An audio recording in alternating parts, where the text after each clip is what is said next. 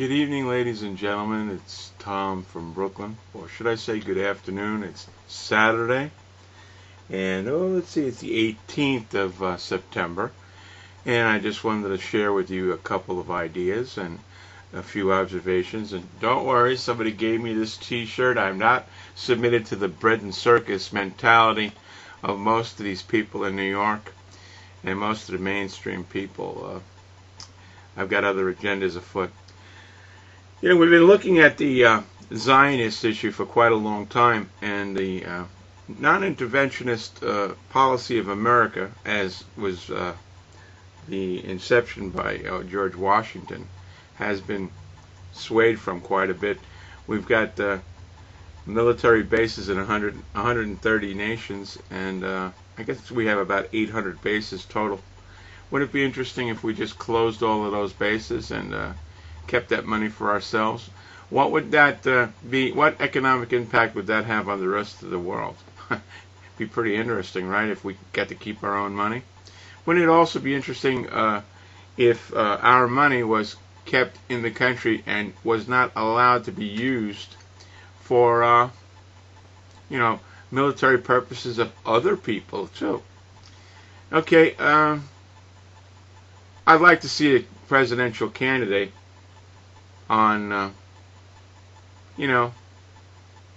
not peace issues, but to run on an anti-Zionist platform.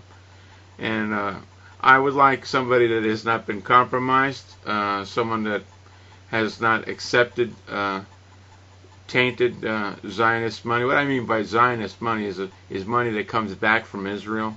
I would like us to stop supporting Israel for the simple reason that they are number one, they're a communist country, folks.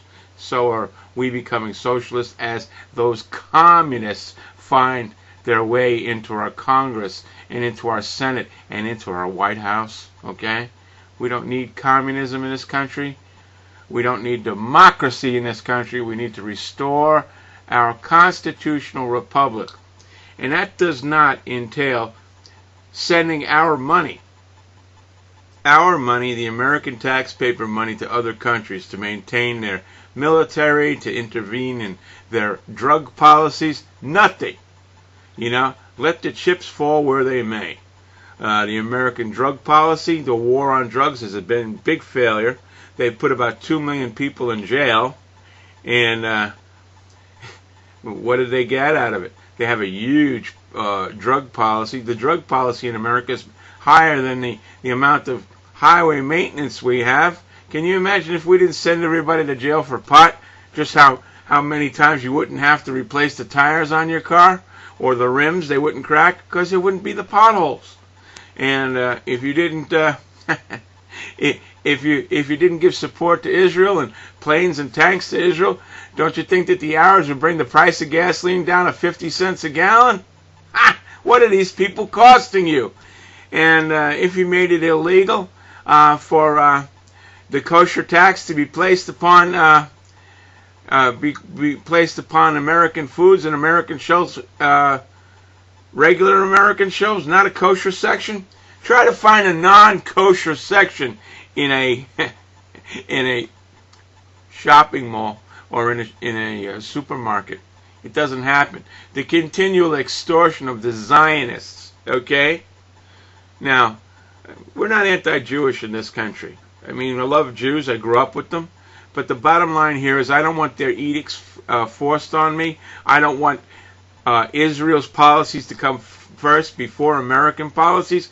And I don't want to be next to somebody who grew up in this country, went to school in this country, and only has his allegiance to Israel. All right? That's treason, folks. Okay? That's treason. We've been accepting treason for a very long time, since 1947. Okay?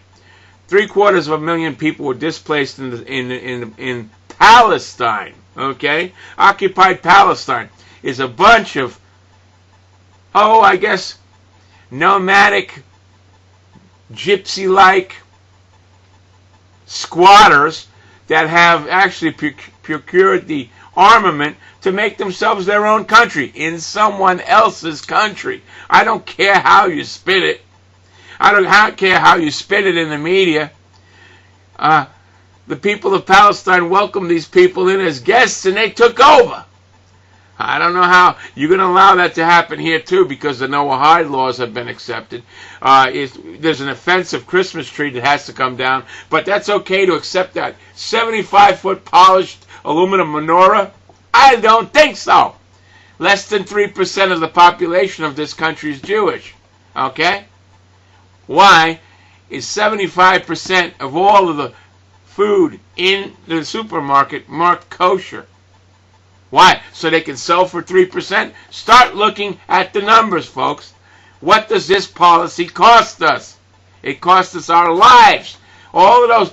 Try to show me one of the wars that we've got into in the last 50 years that didn't have a Zionist agenda.